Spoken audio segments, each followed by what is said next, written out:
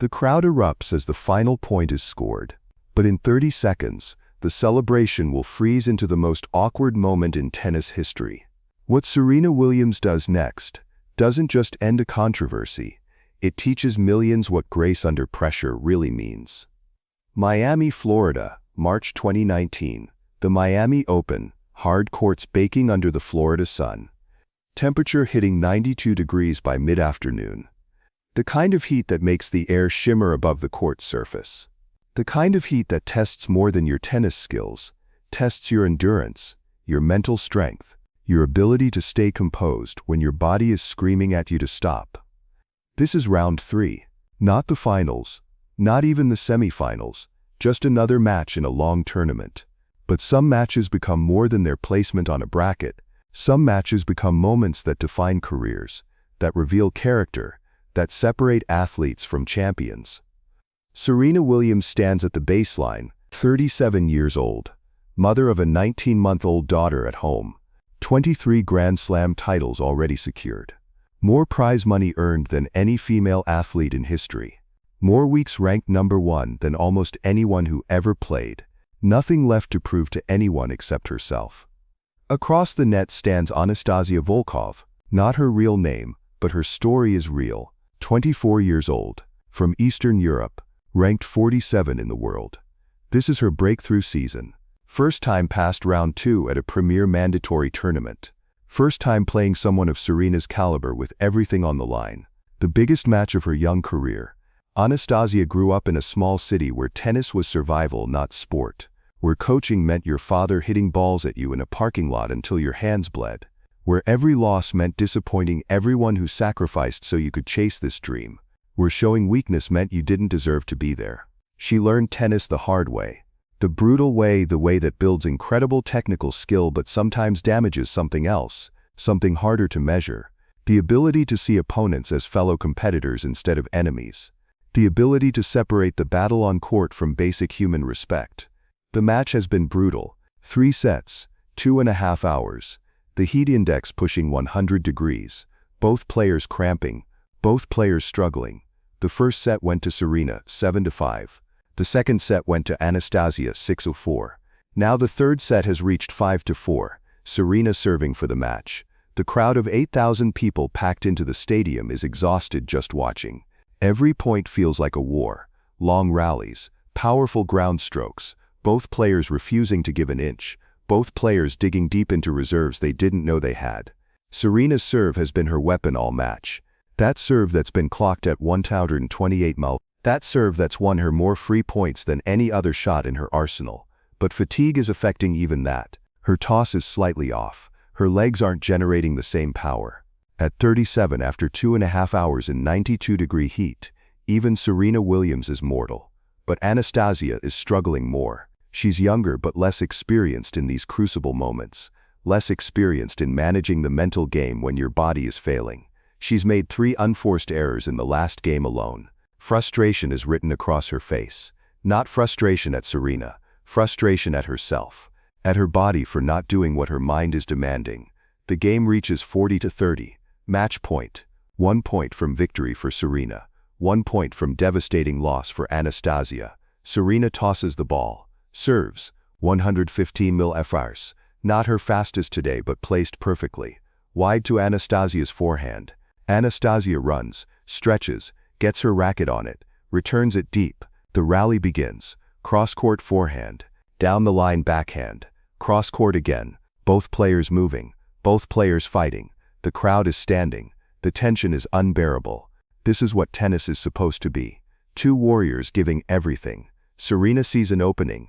Hits a forehand approach shot. Charges the net. Aggressive. Confident. This is match point. She's going for it. Anastasia scrambles. Gets to the ball. Attempts a passing shot. Down the line. Low, fast, but not quite accurate enough. The ball catches the top of the net cord.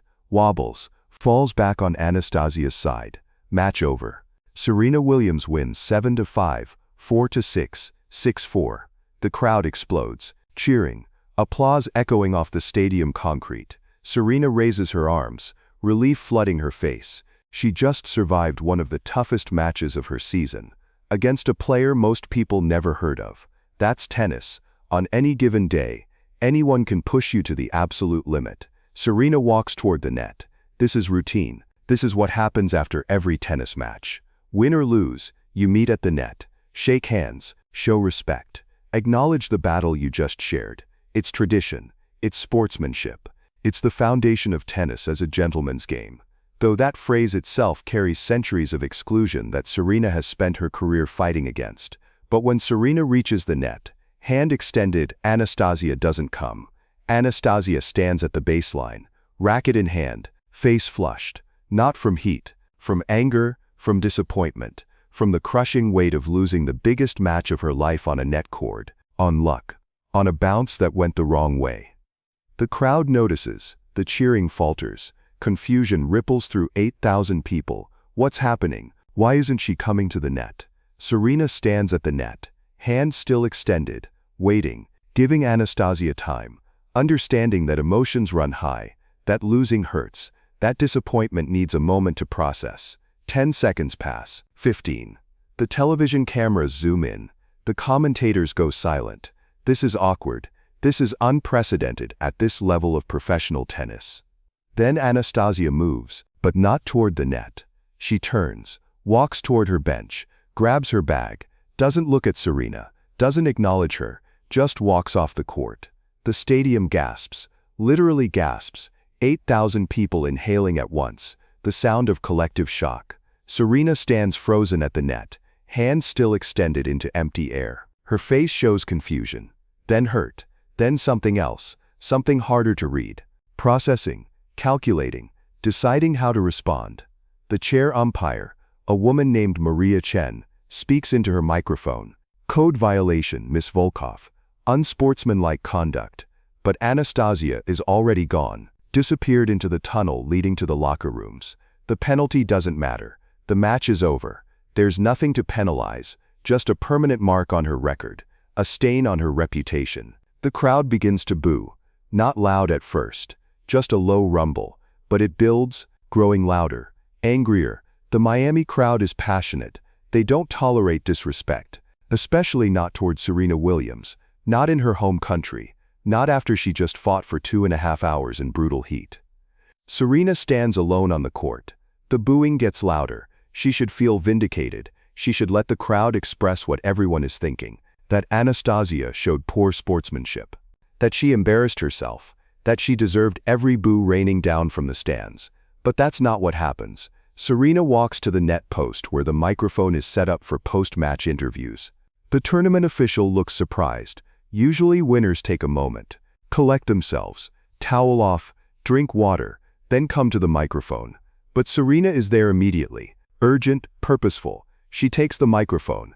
The crowd is still booing, still expressing their anger at Anastasia's exit. Serena speaks. Her voice is amplified across the stadium.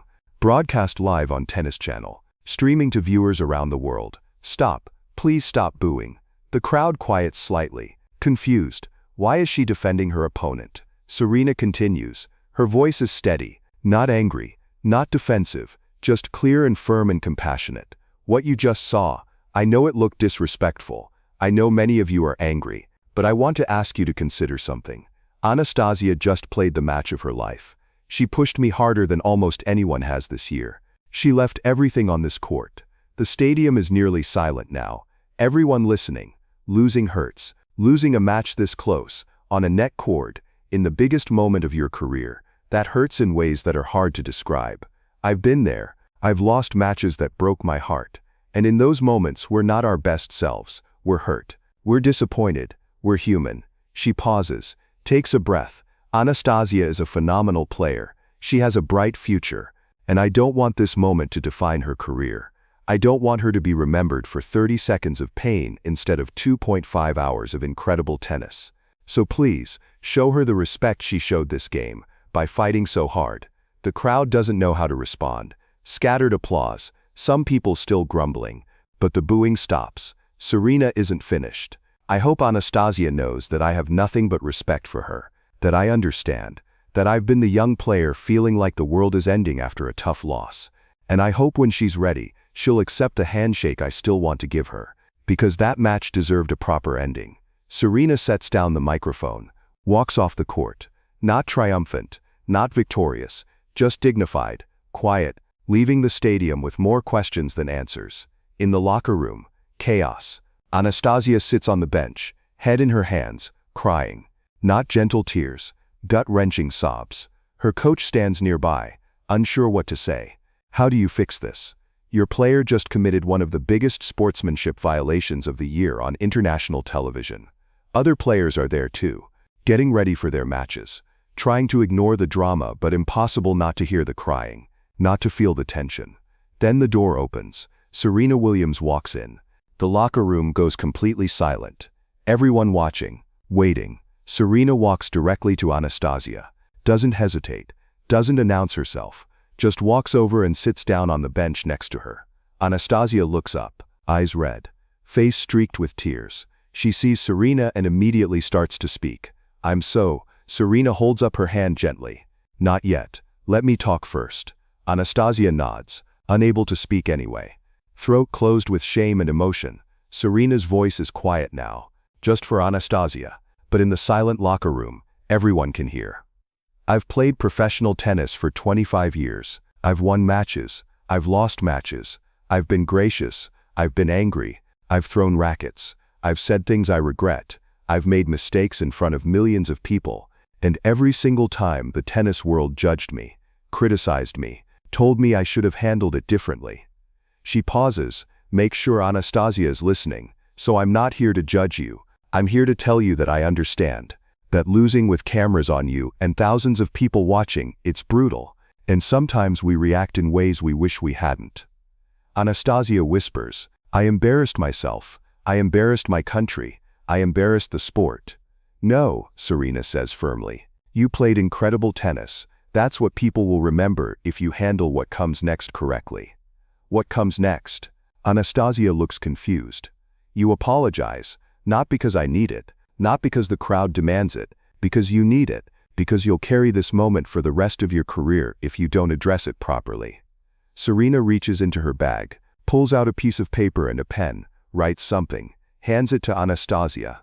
This is my personal phone number. If you want to talk, if you need advice on how to handle the media, if you just need someone who understands what it's like to be judged for one moment instead of an entire career, call me. Anastasia stares at the paper, then at Serena.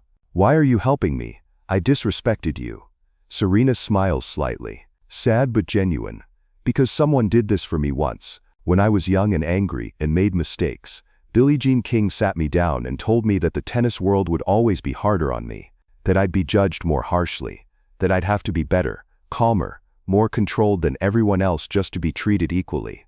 And she said when I became the champion, I should remember that, should help the next generation do better than I did. She stands up, puts her hand on Anastasia's shoulder. You're part of that next generation, so I'm going to help you get through this, but you have to do the work. You have to own it, apologize sincerely, and prove that 30 seconds doesn't define who you are. Serena walks toward the door, stops, looks back, and Anastasia, next time we play, bring that same intensity. Just shake my hand afterward. 2 days later, Anastasia requests a press conference, unusual for a player who lost in round 3. But everyone knows why. The handshake refusal has become international news, tennis forums debating whether she should be suspended, social media divided between attacking her and defending her. Anastasia sits at a table, microphones everywhere, cameras from ESPN, Tennis Channel, international outlets. Her hands are shaking. She reads from a prepared statement, but halfway through, she stops, puts the paper down, speaks from the heart. I need to apologize to Serena Williams. What I did was wrong. There's no excuse. I was devastated by the loss. I felt like I let everyone down, but that doesn't justify disrespecting someone who just beat me fairly in an incredible match. Her voice cracks, but she continues.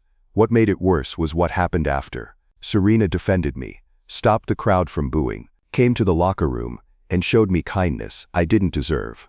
She gave me her phone number, told me she understood, treated me like a colleague instead of someone who just disrespected her. Tears now.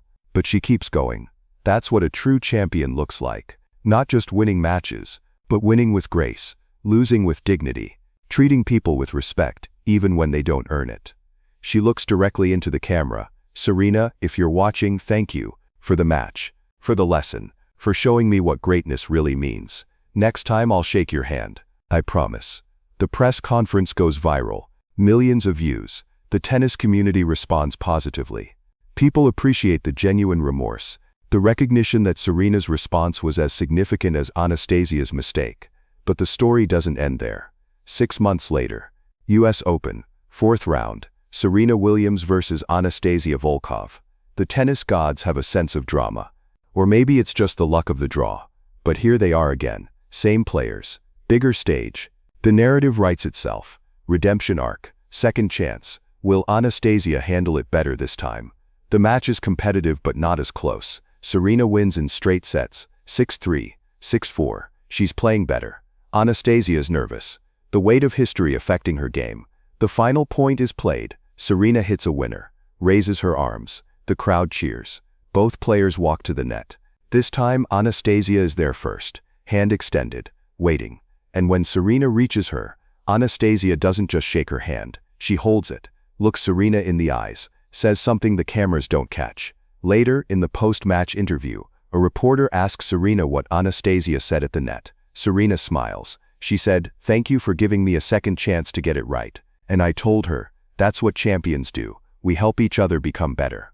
The reporter follows up. "Do you think she's learned from the Miami incident?" Serena's answer is immediate. "Absolutely. The Anastasia who refused to shake my hand in Miami was hurt and reacting from pain. The Anastasia who met me at the net today showed growth. That's all any of us can do. Make mistakes, learn, grow, become better." 3 years later, 2022, Anastasia Volkov reaches her first Grand Slam semifinal, Wimbledon, the biggest moment of her career. She loses a tight match, but afterward she handles it with perfect grace, shakes hands, compliments her opponent, speaks eloquently in the press conference. A young reporter asks her, "Where did you learn to handle loss with such maturity?" Anastasia doesn't hesitate. "Serena Williams taught me, not through words, through example. In Miami 2019, I made a terrible mistake. She could have let me drown in the consequences. Instead, she threw me a life raft, showed me there was a better way." She continues. "People think rivalries have to be hateful, that competitors can't support each other. Serena proved that wrong. She showed me you can fight like hell on the court and still respect each other as humans off it." The reporter asks, "Are you friends now?" Anastasia smiles. "We're not hanging out on weekends, but we text sometimes." She checks in, asks how I'm doing, gives advice when I need it. She didn't have to do any of that. But that's who Serena Williams is when cameras aren't watching. That's the legacy she's building beyond the trophies. In 2023, Serena Williams announces her retirement. After 27 years of professional tennis. After 23 Grand Slam titles. After more achievements than can fit in any single article. The tributes pour in. From legends. From current players. From fans. Everyone sharing their favorite Serena moment. Anastasia Volkov posts a video on her Instagram. It gets 3 million views. In the video, she talks about Miami 2019, shows the replay of walking off without shaking hands, then shows Serena's microphone response, then shows the US Open handshake 6 months later. "This is the Serena Williams I'll remember," Anastasia says in the video. "Not the power serves, or the Grand Slam victories, though those were incredible. I'll remember the woman who chose grace over anger, who chose teaching over humiliation, who chose to lift up a young player who disrespected her. In sports, we celebrate the wins, the trophies, the records, but true greatness is measured in moments like this, when you have every right to destroy someone, but you choose to build them up instead. Thank you, Serena, for the lesson, for the second chance, for showing me and millions of others what it really means to be a champion." The video ends with Anastasia looking directly at the camera. "To everyone watching, you'll have moments where someone disrespects you, where you have the power to punish them, to let the world tear them apart. Remember this, the easy choice is revenge, the powerful choice is grace." That video becomes part of Serena's retirement legacy, shared across platforms, used in sports psychology courses, referenced in leadership seminars.